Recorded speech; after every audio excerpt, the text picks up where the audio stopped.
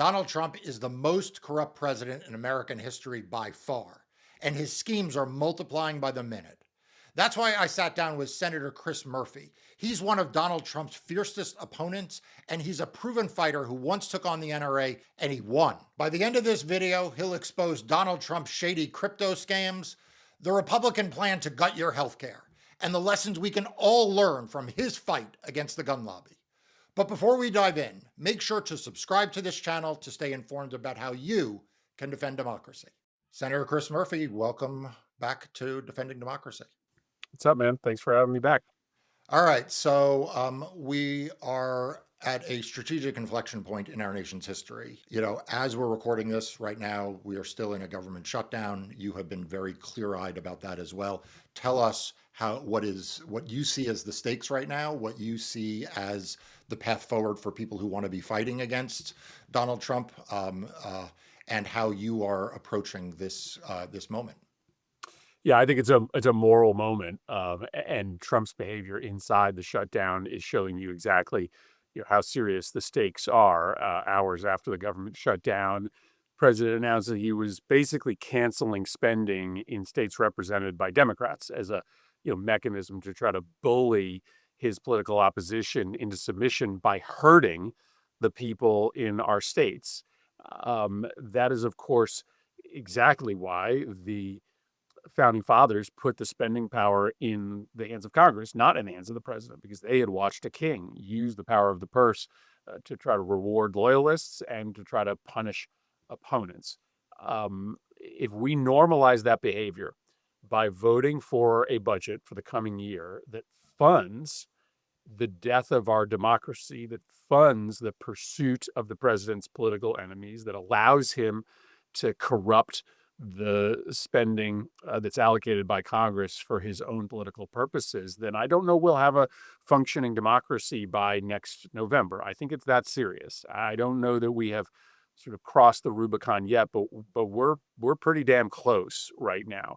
This is a moment to say loud and clear, no, we don't want to fund a budget that destroys healthcare for people. So yes, part of the price of admission for Democrats is that we don't increase healthcare premiums on people. But it is also very important to us that we don't provide a bipartisan endorsement of his corruption, of his criminality.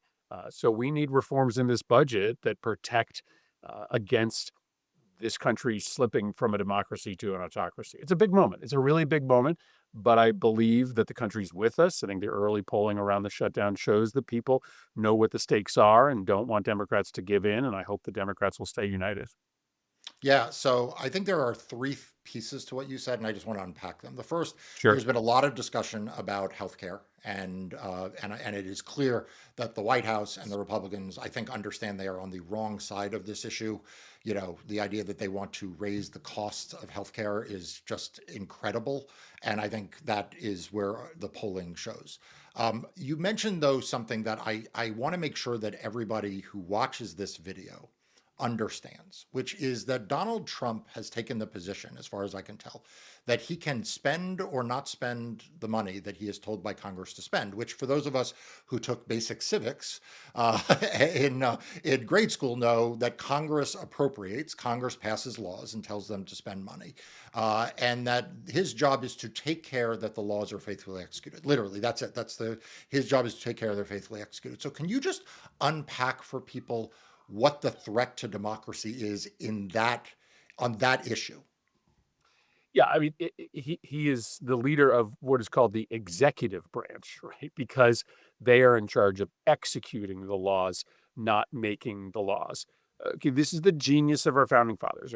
Our founding fathers knew that if you gave a single individual the power to decide where spending happens and where it doesn't happen, then that is a road to despotism, because that individual could use that money to, as I said earlier, reward people who are loyal to him and punish people who are disloyal to him. And that is how a democracy crumbles. And so they said, no, the Congress, which represents everybody, which is representing every faction in the country, that's where the spending is going to be decided. And the president just has to execute on the budget that Congress writes.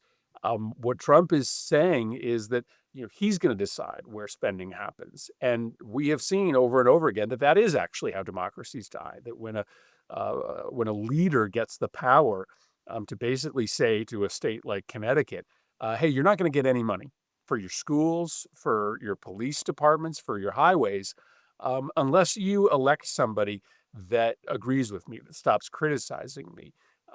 That's a level of corruption that unwinds democracies. So for me, as Trump, signals that during the shutdown he's going to be even more corrupt, i.e., he's going to blatantly withhold money only from states represented by people who are opposing him during the shutdown. This is a moment where our spine should stiffen. It's not Yeah. a moment where we should bend the knee or get weak. The more corrupt he is, the more confidence we should have that that this is an existential moment and in which we have to win the moment. Yeah. So I have to ask you a personal question, actually, before we go further into this. You are standing tall and you are standing with a stiff spine. And, like that makes you one of the heroes of this moment. Your state is being threatened with funding. I am sure that you are aware that, as you pointed out, he has gone after his political opponents. You have done nothing other than be clear that you are his political opponent. Um, and the stakes are really high right now. How do you approach sort of every day, of of dealing with those kinds of really big, threats? And these are not theoretical threats. I mean, we have seen him go after James Comey. We've seen him make threats about other people in the criminal process, and he's, like you said, targeting your state for with really big consequences. How do you approach days like this? Well, we've already seen it play out in Connecticut.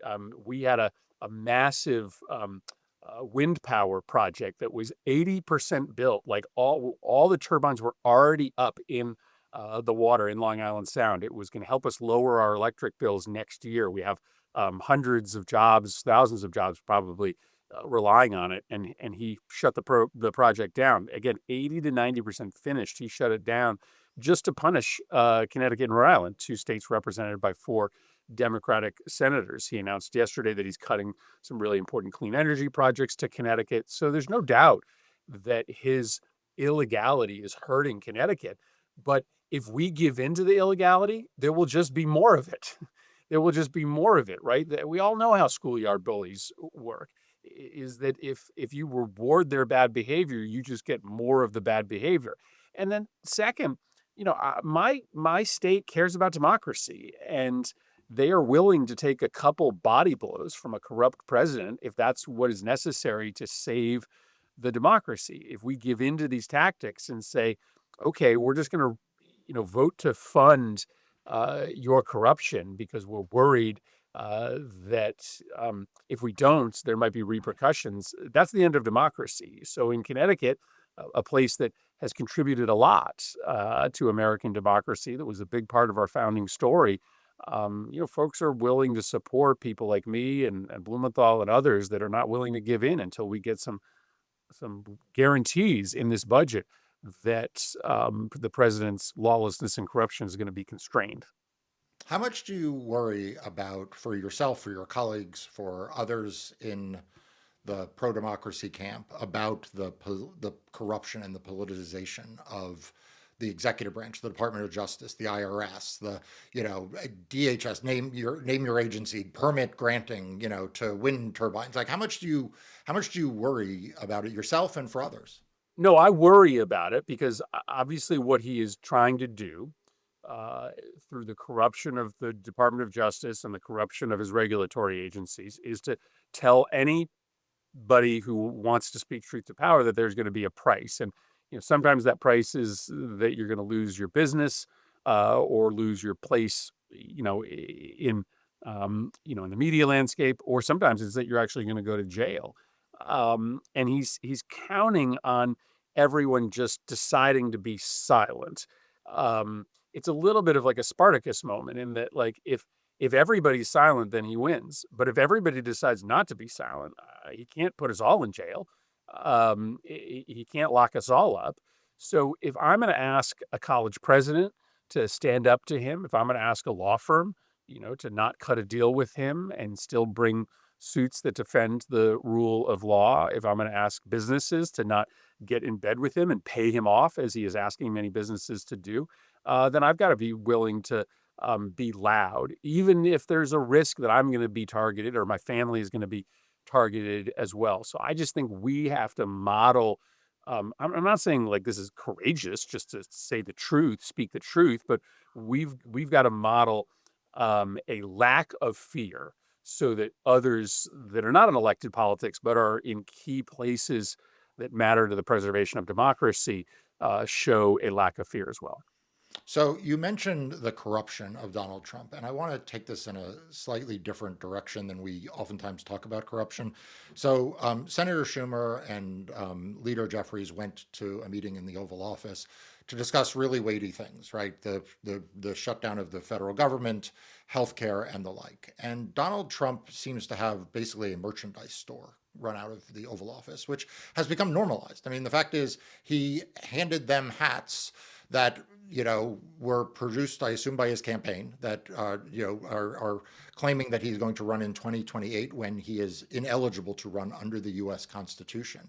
And it just feels to me like much of the legacy media has just sort of treated this like, oh yes, President of the United States handing out campaign merchandise for an election that he's not eligible for to the opposition party. Like, do you ever look at this and just think, have I lost my mind? Like, what is going on here?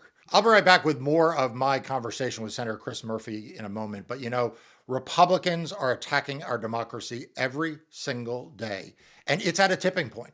Look, the Democracy Docket team is growing to meet this moment, but it needs your help to hold Donald Trump and the Republicans accountable. For just $10 a month, you can support their vital mission and also get access to exclusive events, insights from me, and much more. Become a premium member now by clicking on the link in the description below.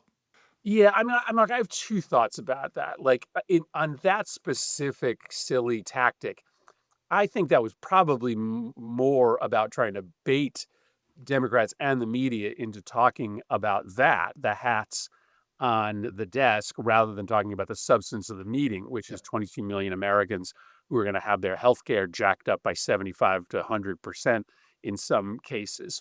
So, I do think that sometimes the corruption um, can distract from the sort of central story. What I think is wilder is the fact that the mainstream media has done a pretty miserable job of covering the massive nuclear grade corruption. The merchandise is terrible. It's icky. It's ugly. It's illegal.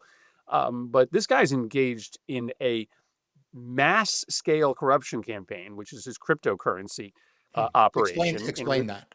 So Trump is doing a couple things. He's got a meme coin, right? Just Trump's face on a coin that he sells secretly. So anybody can buy that coin.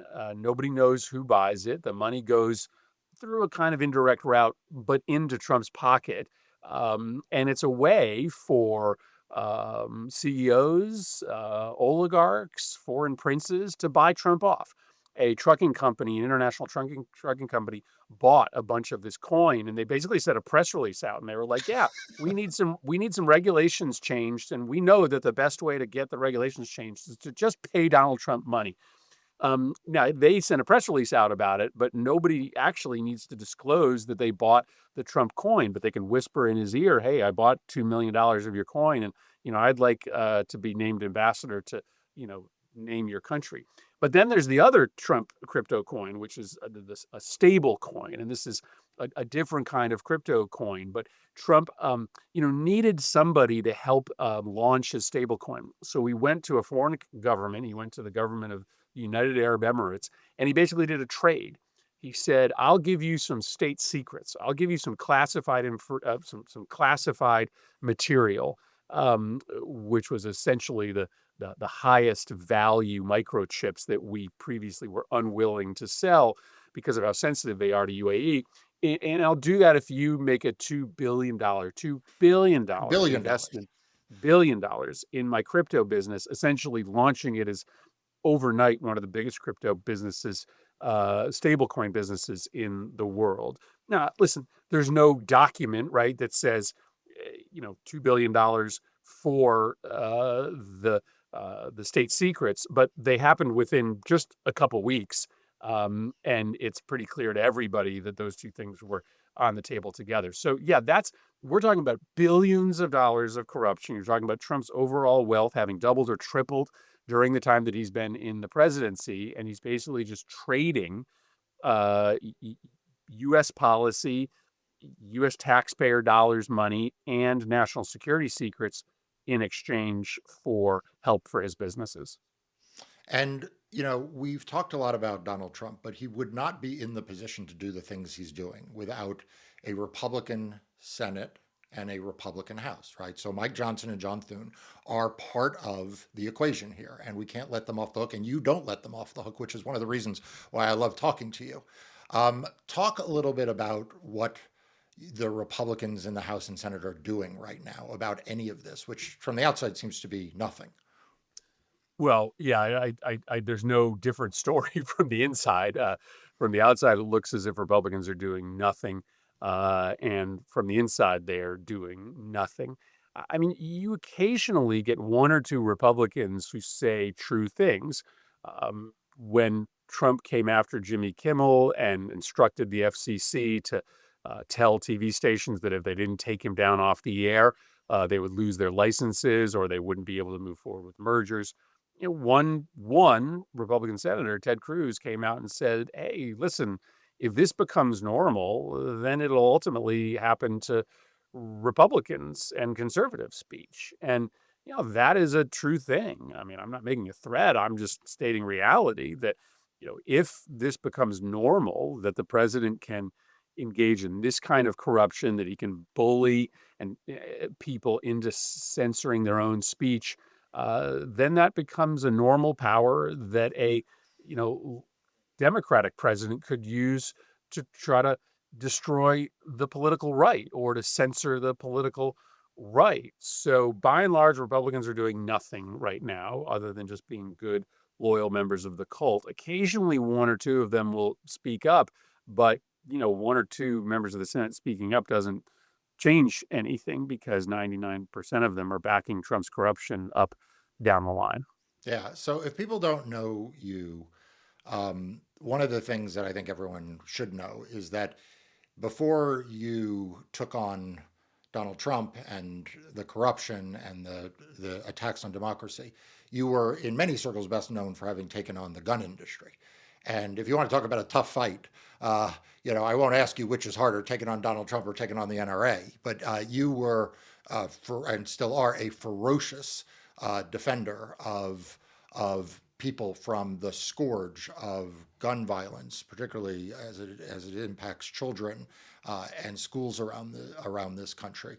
And I wonder if there's anything from those fights that you have learned that helps you in this fight. I mean, they're disconnected in many respects, but I have to assume there is. I mean, first of all, it requires a backbone of steel, because I'm sure that wasn't very popular either. But is there anything from that lesson that you learned for this?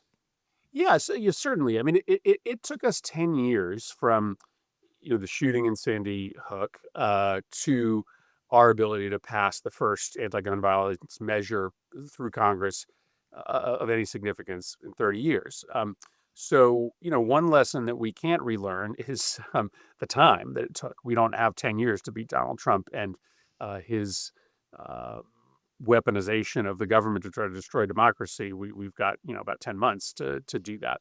But here are the lessons I did learn. One, you have to talk about the things you care about in moral terms, right? And obviously, the issue of saving our kids' lives, making sure that they don't run from a hail of bullets in their first grade classroom, is easily talked about in moral terms, and that's eventually why we won that issue because we appealed to people's moral sensibilities. This is a moral moment as well. The people are the very essence of being an American citizen is that we live in a country that made this just heroic bet on self governance. Um, and we are putting that all at risk right now. I mean, the very nature of what it means to be America, to be an American, is in front of us, a question that's being put to the country to decide. This is a moral moment. Do we want to normalize corruption? Do we want to stand up for the right of everyone in our country to speak their mind, even if you don't agree with that speech? So talk about it in moral terms, and then have faith that the people can rise up and do something that in a particular moment may seem impossible. When we started out after the shooting in Sandy Hook, it did seem like we would never beat the gun lobby. For a lot of those 10 years, I wondered whether we ever would. But we became powerful enough, the people became powerful enough that we changed minds. We got 15 Republicans to vote against the NRA. Wow. That was something that political pundits said was impossible, but because the people stood up and said to those Republican senators, I'm not going to reelect you if you vote one more time with the NRA, we were able to beat them. So the people have power in this moment as well. They can be very loud in telling Republican senators and Republican members of the House of Representatives that if you vote to back up Trump's corruption, if you vote to raise my premiums, again, if you vote to allow the president to censor speech, you're not coming back to Washington. So if we are loud enough, the American people are loud enough. Just like I saw it change a political reality on the issue of guns, it can change a political reality when it comes to the effort to save our democracy. So one of the questions I'm getting most in the last few days, it relates to U.S. cities and the deployment of the military in those cities. They saw the speech that the president gave before the uniformed flag officers, the generals and the admirals, and the discussion of enemy within and the deployments we've seen in L.A. and in Portland and Washington, D.C. and elsewhere. How worried are you? How worried should people be? And what should people do with that worry? Well, I am deeply worried. I mean, these deployments of the U.S. military to American cities, primarily cities that are represented by Democrats, are just part of his effort to try to suppress speech. Whether we want to believe it or not, it's true. When you see a bunch of, armed members of the military on the streets of your city, yeah, you probably are less willing to engage in political protest. You probably make the decision more easily to just stay at home and stay out of politics. And so I do worry that his deployment of the military is going to have an impact on suppressing political speech and protest in this country. There are a couple things that we can do about that. First of all, I think the issue of keeping the military out of our cities should be on the table in these negotiations over the budget. I don't know what's possible, but why should Democrats not ask for provisions in this budget that requires the military to be used only to protect this nation against foreign enemies, not be utilized to go after the president's domestic critics? The second thing is we should start talking about the fact that the military leadership itself has an obligation to refuse immoral, illegal orders. And should they ever be asked to do something that is patently illegal, like take physical action against peaceful protesters, they need to say no, and they need to say no loudly. So we've got to start setting up that standard for our military leaders.